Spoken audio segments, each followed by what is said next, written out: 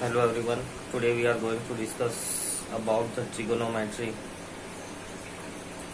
belonging to the class 11th and 12th. The first topic that we are going to see in this topic is measurement of angle. How angles are measured, the theta, degrees.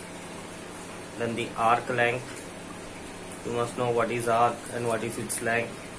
And you must also know about what do you mean by a sector. So first of all, dealing with the measurement of the angle can be measured in the three different units.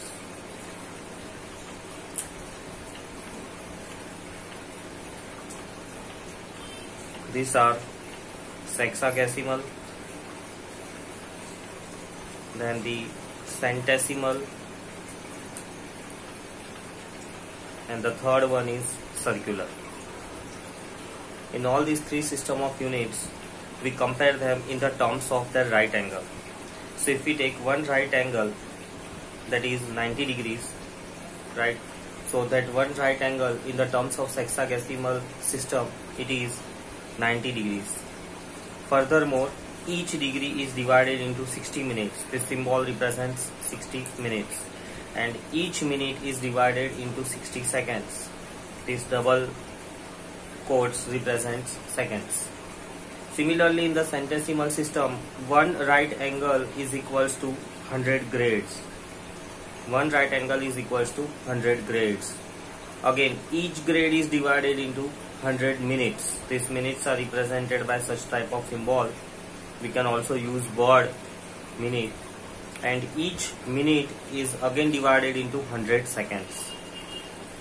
Similarly, in the circular system, we make use of the degrees, and one right angle is equals to pi by 2 radians. Comparing all the three systems, we can say that 180 degree is pi radians equal to 200 grades. This is what is the relation to convert degrees to radians and radians to grade, or grade to degrees anyway, right? 180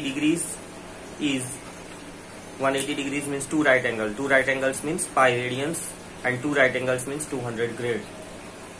The next one, the sector formula, area of sector. Sector means if you take a small part of the circle, then this shaded region, this is called as a sector. The area of the sector can be easily found out if you know the angle theta. Compulsory it must be in the terms of radians and the radius of the circle. These two things must be known. Then the area of the sector is given by half r square theta. Similarly, length of the arc, from the same figure we can identify this is the arc length. This curved part, it is called as an arc length. So length of this arc is radius into theta.